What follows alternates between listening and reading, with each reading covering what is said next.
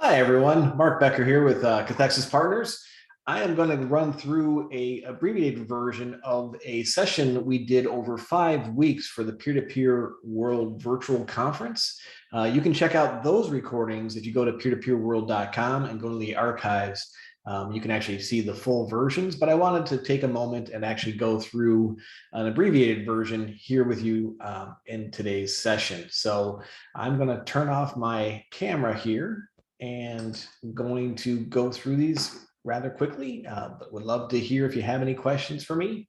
Once again, I'm Mark Becker. I'm the founding partner of Cathexis Partners. We've been around for over 13 years now. We only support nonprofits and higher ed organizations, hospital foundations, all the different nonprofit verticals, but we focus on helping organizations find and use technology to raise funds and advocate on your behalf.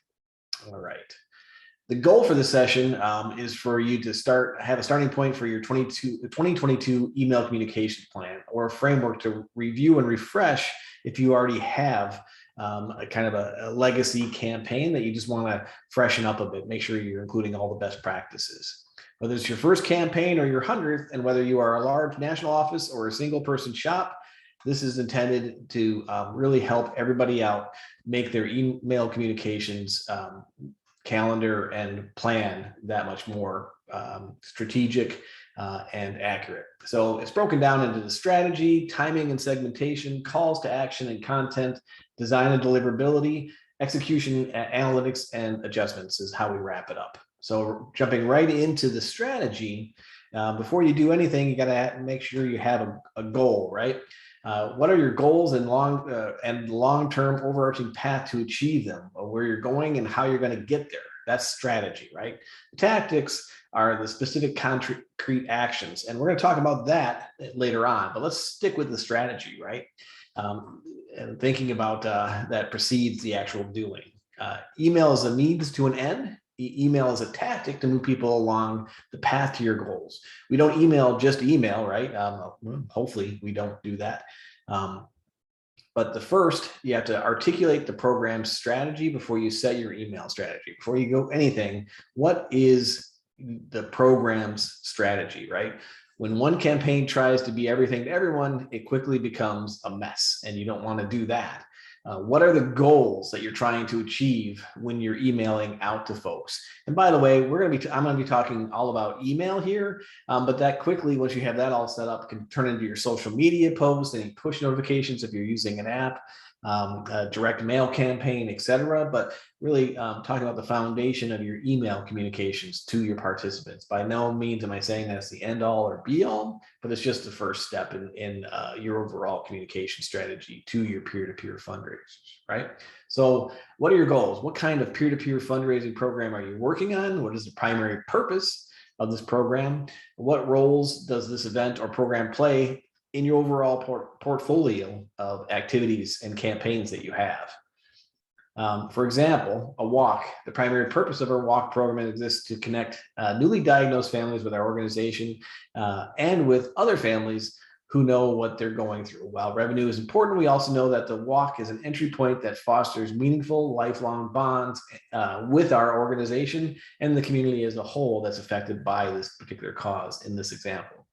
The role of the revenue portfolio, we leverage the walk to build relationships and strengthen connection to our mission, so we can activate attendees as peer-to-peer fundraisers and donors once their lives have normalized after diagnosis, hopefully.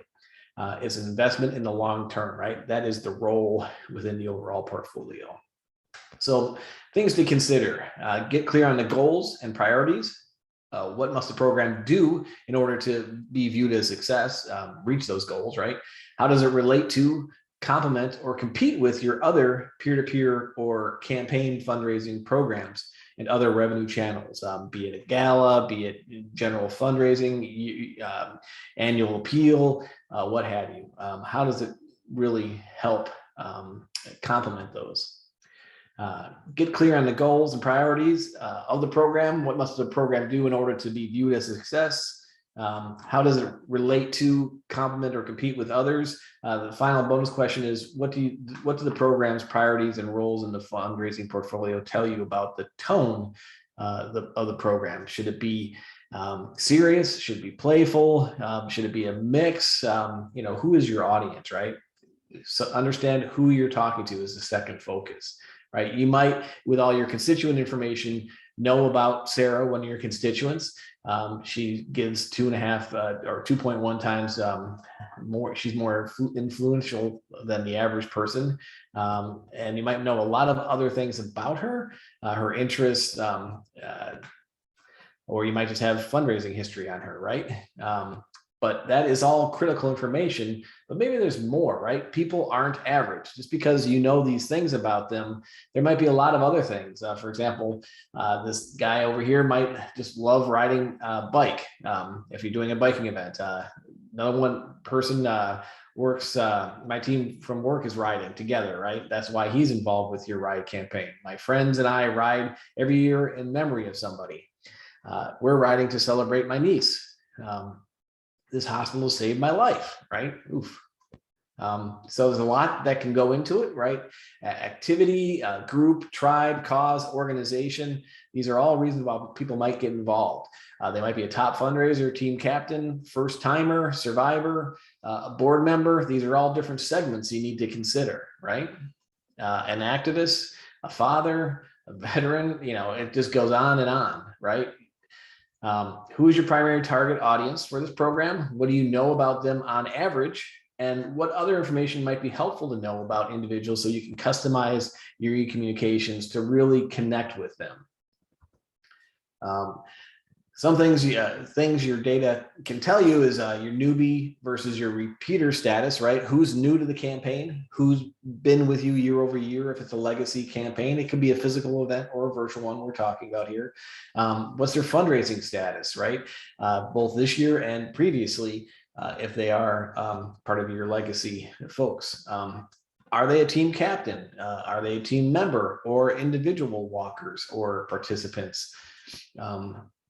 Have they logged into their fundraising center? Have they customized it? Have they sent emails out of there? Happening less and less often, but still important. Have they changed their preset fundraising goal? Normally when you use, depending on the platform, you can set a default fundraising goal and people can alter that. Have they set it higher or lower than the suggested goal? And have they done a self-donation at time of registration? Have they received their first gift besides their own self-donation? Do they have an affinity with the organization, a connection to the cause? Things you might have to ask, are you planning to fundraise or are you just looking to do a 5K because you want a PR or personal record, right? Would you like to start or join a team? What type of team? Have you participated before? These are things you might want to know about these folks if you haven't, if you don't already know about it. Who is the primary target? Well, moving on. How can you collect other important information? Hint, don't collect anything you're not going to use, right? It's like filling out a survey. You don't want to fill out a survey and then know that someone's not used that information. So make sure if you ask a question, you're going to use it. And you want to keep your barrier to registration as low as possible. But if there's information that you can actually use in your communication strategy, definitely ask those things. How can you leverage that information for better communication? If you can't, then don't ask it. What do your key audiences tell you about what the tone of the program should be, right? Age, demographics, what do you know about your audience? Third, get clear about what you want them to do, all right? So now you know a little bit about, now you know your goals, you know about your audience. What do you want them to do? Make the asks and inspire action, right? You want to recruit, you want to activate, you want to optimize, and you want to retain, right? Will you register? Will you start a team? Will you build your team? Will you fundraise? Will you keep fundraising? Will you come back again, right? Did we interest you enough to keep you involved? All right. Segmentation strategy tips, right? Get a clear understanding of the capabilities and limitations of your platform or your email tool. If your system can't do what you want it to do, then it's time to look around. We can help with that over at Cathexis Partners. I spend a lot of time helping folks with requirements and figuring out what systems would best support their needs. Recruitment segmentation, consider the following: VIPs, influencers, board members, past participants, past team captains, fundraisers, non-fundraisers. Registered participants, think about captains, again, team members and individuals. Those are different segments that you might want to speak to differently, depending on what level of activity it requires to do. Also, your sponsors and your partners, right, and their networks. Consider all these things, right? Registration type, team affiliation, connection to the cause, propensity to fundraise, amount raised to date, top fundraisers, and then your retention segmentation. Create special segments for past participants and past donors, and work closely with your staff who manage individual giving and major gifts to co-create a segmented bridge strategy from those major gifts to becoming part of your ongoing peer-to-peer fundraisers as well. Now, whenever possible, this doesn't really happen often in the real world, but as much as you can, prepare the content in advance, right? Have your videos, photos, graphics, thumbnails available. Always be collecting success stories from high-level fundraisers and your average fundraisers too. Collect those, gather those, store those up. We'll talk more about images here shortly. Create and then leverage statements of proof of impact, interesting stories and stats about your fundraisers. For example, how much the average person raised, and provide, incentives and recognition. Don't forget to say thanks, right? Know your key performance indicators and how you'll track them. More on that later as well. Make sure you register. Your registration and donation forms are set up to capture important data and information, but nothing that you won't be using. The less information you're capturing, the quicker people will fill out the forms and be less likely to leave the form before completing it. Confirm your platform. With your platform, that registration and fundraising data is captured in a way that allows you to easily report on it. We'll talk more about reporting soon. Add tracking codes, right? Source codes, Google Analytics, Facebook Pixels, etc. Sometimes can get tricky when you're moving from one site or one location to another, but again, something we can help you with. Always be doing a mid-season analysis to make sure you're on track, and really be checking week over week on how you're doing towards your goal and towards previous years, compared to previous years if it is a historic event again, and more on that later. At the end, do a comprehensive assessment via data analysis, surveys and focus groups, and really get a feel for all of that. Make sure your strategy is solid, and then let's work on your timeline, right?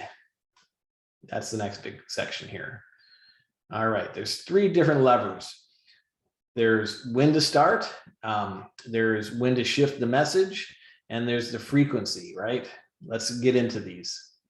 All right, there's fundraising, there's awareness, there's activity-based, there's high commitment, and these are all physical event examples, but obviously this can be a virtual campaign as well. Fundraising.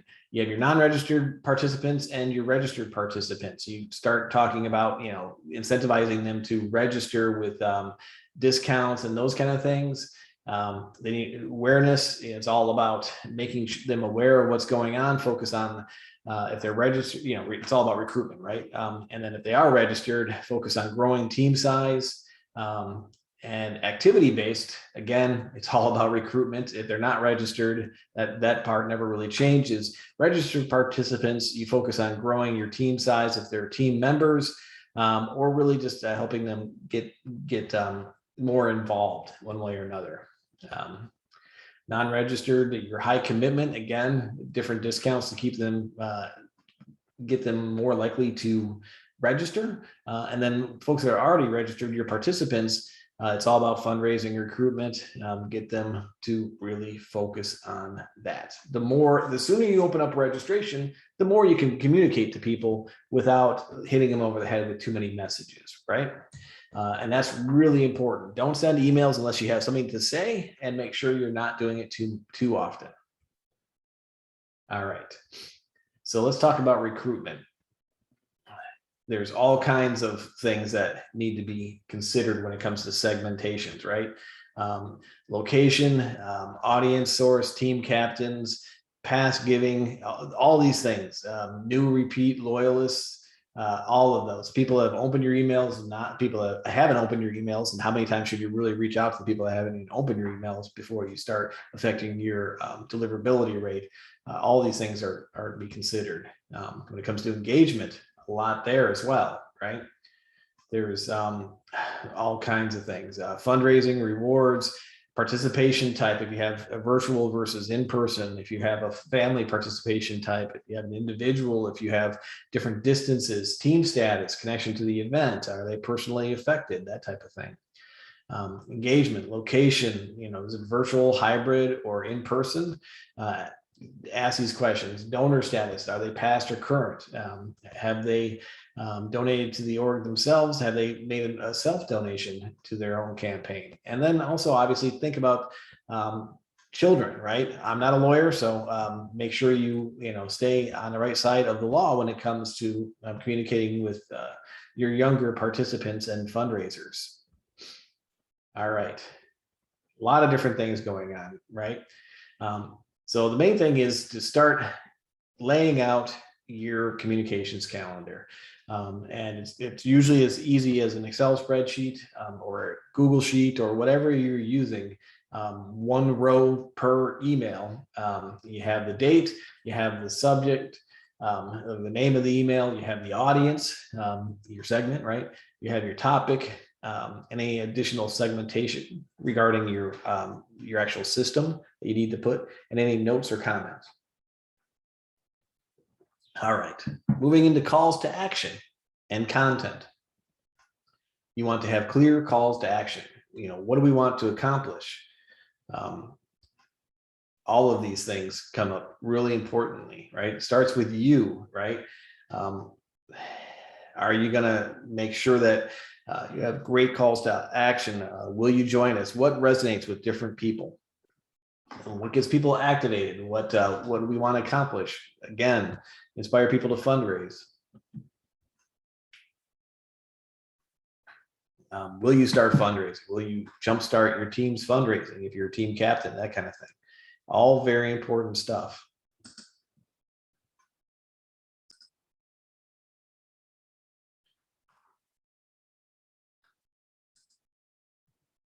Optimize. What do we want to accomplish? Encourage people to keep fundraising once they've gotten started, right? Keep that momentum going. Teach people to fundraise more. Give them examples. Retain. Come back. Will you do it again? What do we do right? Bring your friends. Tell them. Will you start a team? Kind of work them up the ladder. If they are individual, ask them to join. See if they want to start a team or join a team next year. If they're a team member, see if they want to start their own team next year. Articulate the program strategy before you set your email strategy. And before you start writing anything down, get all these things kind of mapped out. Map all of this out. Priority of the message, main message points, the subject line, the preview content, what they see when they hover over it or it first comes into their inbox. There's so many, there's a little preview pane there. Links and buttons, make sure it's just not all text, right? And what is the final PS, that you want to wrap up with? This content planning will inform design, right? Here's an example. You have all these teasers. You want to make sure that your subject line is short, right? And it gets to the point. Your preview copy right after your subject line. And then there's a bunch of words that pique curiosity. Make sure you kind of use the right action words to get people interested. Make sure there's clear calls to action and back that up with great content. All right, now we're still talking about your segmentation here, right? Current fundraisers. current, people who have not started fundraising, immerse in the why, right? Find out how do you get them to start fundraising. Evaluate and build your content library, right? There's different right brain, left brain type of thinking here, right? Demonstrate the why. Some people are going to understand or resonate, different ways that you word it to them are going to resonate with them.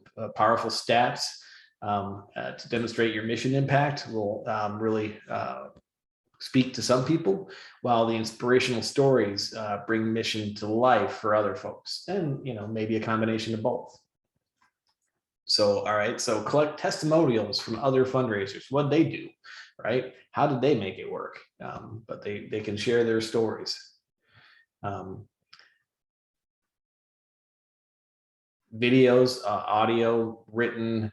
Videos are a great way to get people more engaged. It's better than, it's alternative to just flat text all the time. Provide team captain toolkits to help them fundraise and help their teams fundraise, and then give fundraising toolkits as well. But you should definitely have something specifically for the team captains to help them help their teams, right? They're an extension of you. Every fundraiser is an extension of you and your organization. So give them the tools to succeed.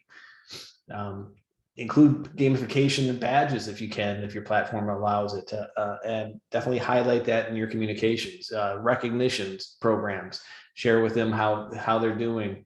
Highlight, spotlight somebody that's really raised a lot or got started and didn't think they can do it, that type of thing. Right? Remind people how meaningful the funds raised are and how it affects and supports the mission. And again, don't forget, don't email too often. All right, let's talk about design, right? You want to get folks' attention. Elements of great design, enticing content include calls to action, right? Brand guidelines, you want to make sure you're following them, keep consistency. And there are times when you have necessary departures, but make sure it's still overall on brand. Your general design, the header is number one. It's really the first thing people are going to see. Make sure it's a good hero image. Use space wisely. Nothing wrong with well-used white space. Be careful about backgrounds. Use a lot of images, video, thumbnails, and don't neglect the footer.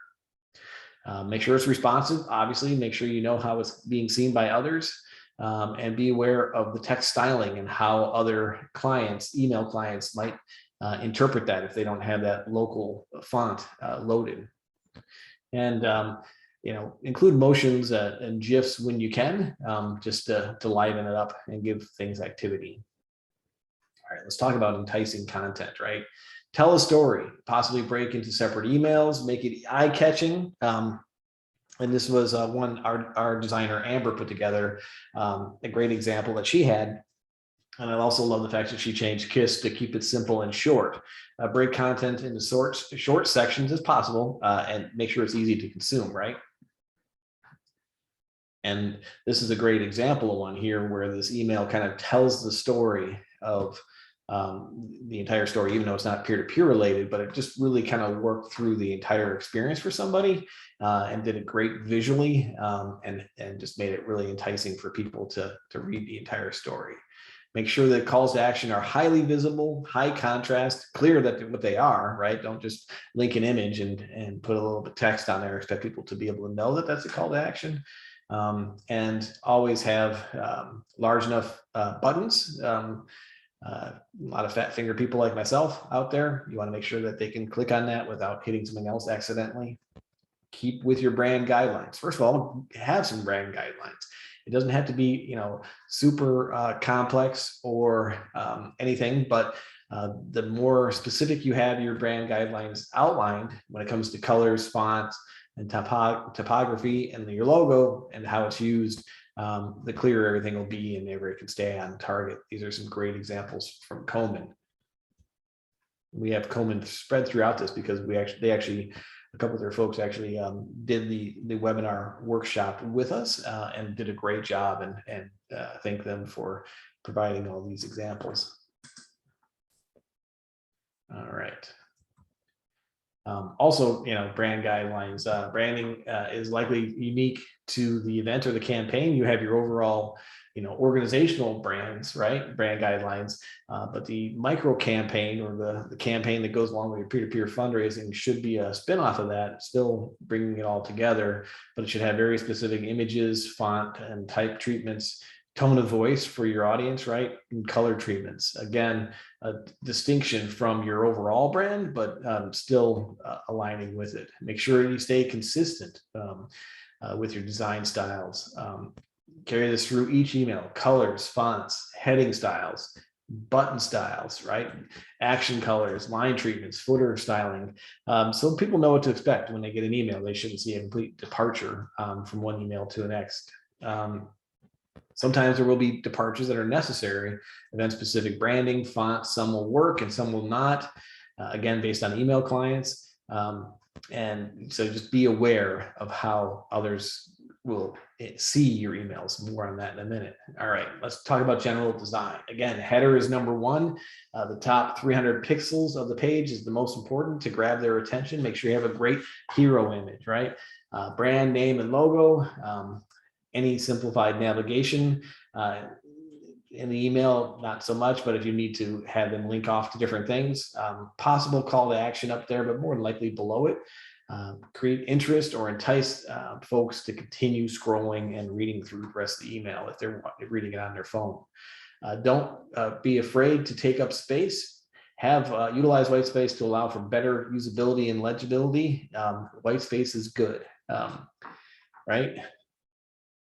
Make sure you're using images that are on brand. Don't neglect the footer. Emphasize your message or your call to action in that. You can promote additional content, your sponsors, obviously. You can have, again, a lot of good white space usage. Backgrounds. Most email clients will block out backgrounds. So again, keep that in mind before you spend a lot of time making this great looking email that looks great in your preview, but it'll never look the same in someone else's inbox. Make sure it's responsive, right? Keep your text styling and size consistent, and use motion when you can. It can definitely be eye-catching, right? And keep it simple. Here's some other examples from the 3-day. This is Susan G. Komen's 3-day series. This is recruitment email, followed by fundraising and coaching. And you notice that all the branding and styles are very similar throughout. And this was just recently, as I'm recording this, October, Breast Cancer Awareness Month. They, on September 30th, did a free day of registration. So you can register for free. And they now have the website updated with all their events for next year already. So they're off and running already. All right, so we talked about the design itself. Now let's talk about what it looks like, how much control you have with that, right? Both your email marketing tool, your platform, your peer-to-peer fundraising platform, or your email tool, plus your client or recipient's email client and environment will affect the email, right? The sender obviously determines how much control you have of how it looks and feels, and the recipient, client, and format. For example, opening it up in Outlook on an Android versus iPhone, going to be looking different versus Gmail versus something else. So you have to be aware that it might look different for different people. So there's some great tools out there that you can use to preview different emails in different email clients. And I'll talk more about those in a moment. But I also wanted to mention, Apple Mail blocking email tracking pixels. This just came out as people get upgraded iPhones and upgrade their operating systems on their iPhones. It's automatically going to, the operating system is automatically going to click it, show it on the server on the iPhone side as open. So you're going to have artificially inflated open rates, right? Geo-targeting and device and client segmentation isn't going to be available. It's going to be masked because the the server is going to be capturing all that information and kind of spoofing or acting on the client's behalf. So you will have less accurate information. So be aware of that moving forward. Open rates were always kind of sketchy or not 100% reliable anyway. So, your more useful information is your click through and your action taken kind of reports and information. When it comes to what your email looks like, again, there's different tools that you can use like Email on Acid, Mail Monitor, and Deliverability that'll help you show what the email will look like in different clients and how likely it is going to be to hit a spam filter. It'll give like spam scores, that type of thing. So definitely consider using these tools to help ensure that you're getting your message to people and it looks the way it's supposed to. Right? Know your deliverability rate. The goal is at least 95%. If it's not, or even if it is, always review, keep an eye on there's a lot of things that can affect your deliverability rate, including a lot of things. But keep an eye on your hard and soft bounces to start with, and provide a preference center for folks as a couple of tips, at least, to help with your deliverability rate. And why I say the preference center is because a lot of organizations just have a simple unsubscribe without different interest categories that people can say, oh, I want to continue to learn about your peer-to-peer fundraising or your general advocacy programs, that type of thing. But I don't want to receive X or Y. But if you don't give them those different options, they're more than likely going to choose the nuclear option of just unsubscribing all. So definitely give people options. All right, let's talk briefly about accessibility. Over 1 billion people, or 15%, live with some sort of disability in the world. Over 2 billion people have some level of vision impairment. 1 in 12 men have color blindness. 1 in 200 women do. And about 5 to 10% of the global population is dyslexic. So know about how different people will be affected or are limited by different abilities to see your email, and make sure because of that, choose legible fonts, space fonts appropriately, maintain the logical reading structure, because if they're using a screen reader, they normally read from right to left. So don't get too fancy with trying to put things all over the page in the email. Avoid center aligned paragraphs, and make sure you always use enough white space. White space is good. It's like a good pause or a pregnant pause when you're speaking. It's good to have that blank time. If you want to learn more in detail, www.w3.org/WAI for Web Accessibility Initiative has all kinds of information about that. All right, let's get into execution and analytics and adjustments. All you got to do now, we talked about it all, now just go do it, right? All right, how? Depends on a few things, right? Staffing, your organizational structure, and your technology, right? What platforms are you using? So your staff, are you dealing with, who's doing this? Is it you? Is it you as the only person? And you are also, by the way, wearing a million other hats and doing a lot of other things. Is it volunteer driven in addition to or solely by volunteers? Our participants help and involved, your donors, how much can they provide feedback, and how much are they involved? And are you part of a national office with an affiliate chapter model? All these people are involved in your campaign. Get feedback from them, and if they're helping you run this thing, make sure you're involved in the process. But obviously that'll determine how you get all this done, but always ask for feedback. And it's okay to phone a friend. Call someone on your marketing team, your comms team, and you're thinking, well, I'm a one-person here, one-person office. I don't have a team. It's okay. Reach out to industry peers. Reach out to us over here at Cathexis. We do this for a living, and there's other great folks out there as consultants, independent consultants and agencies that can help you out with this. But even your peers in similar seats to you can provide great advice, right?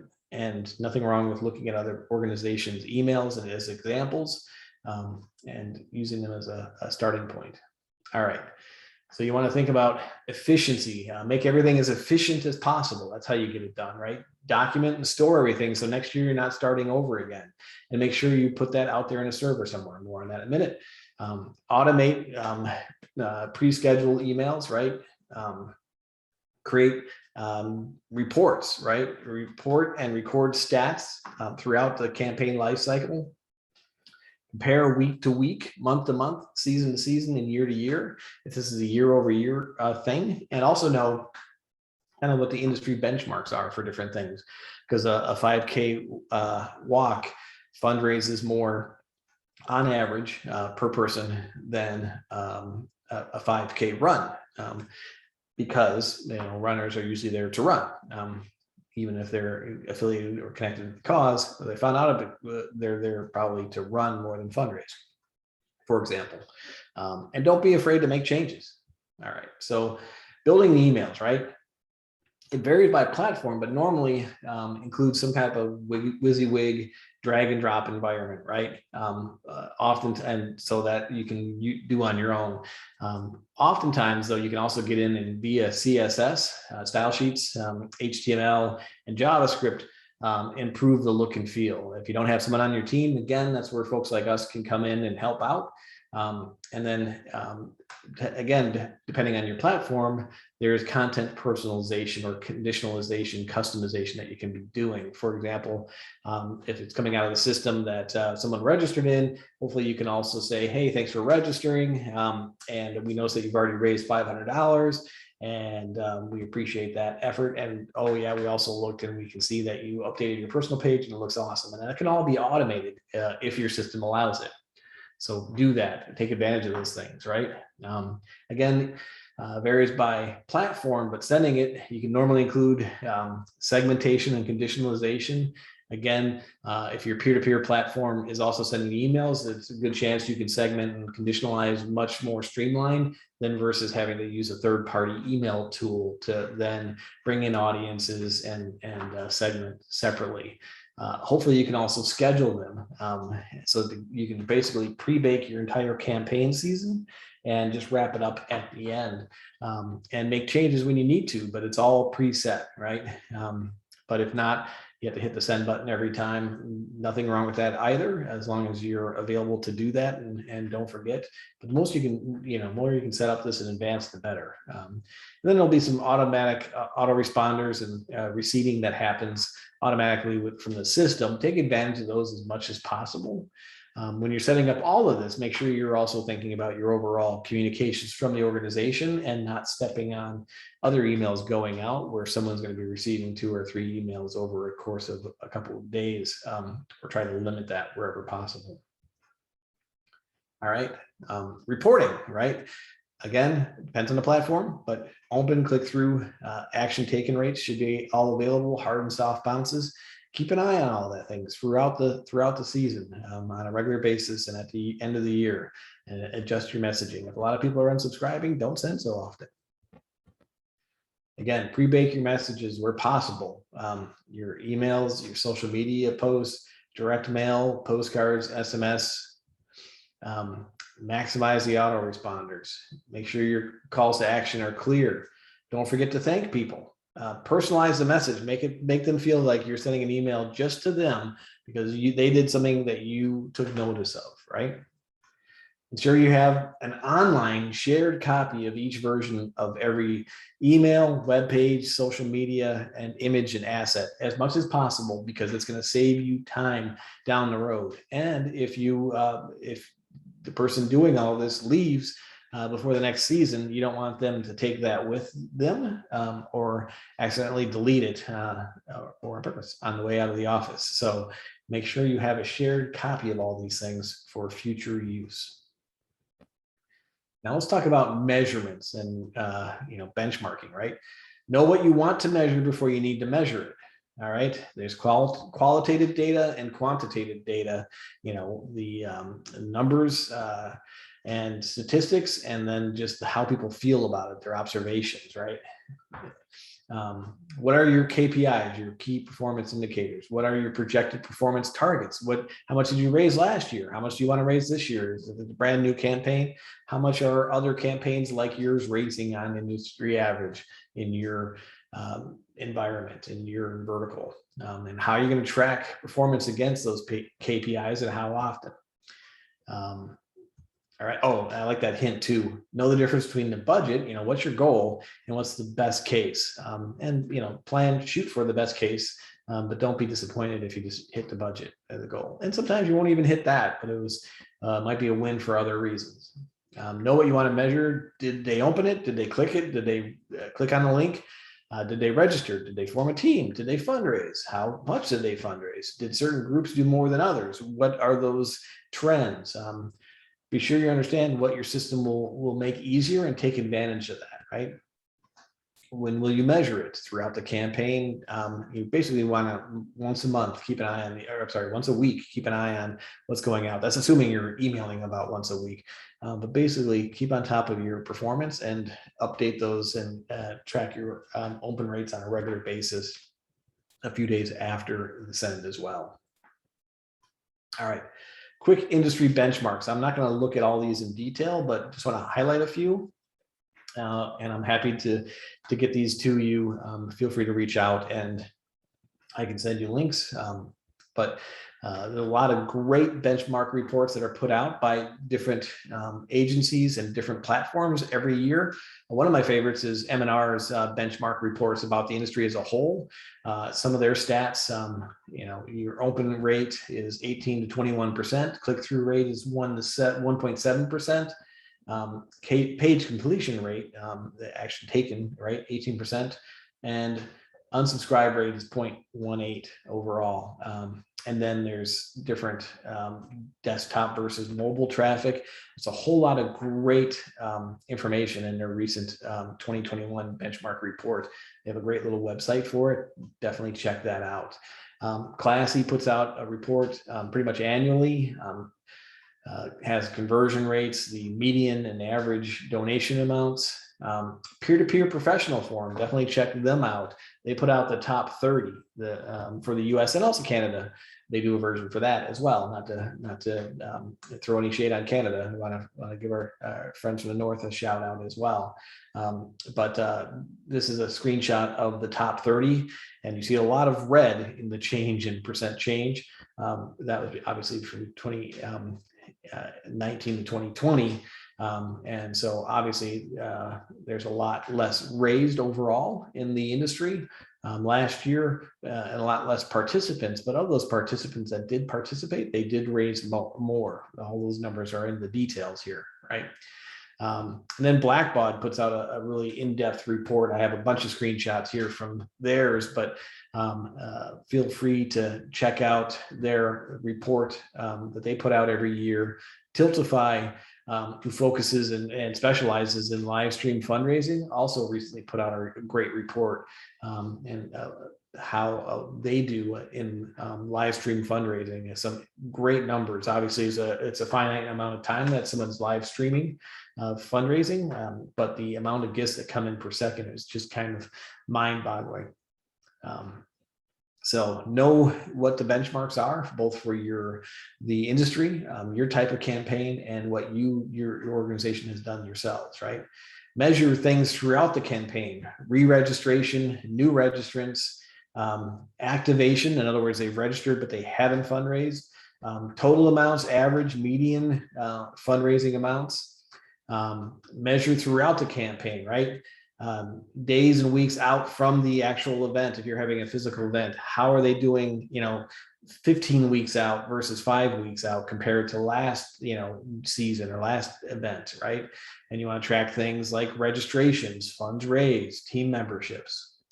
Find the gaps in the trends and adjust, find those anomalies, find those outliers, and adjust your message frequency or the content itself within that message to address those.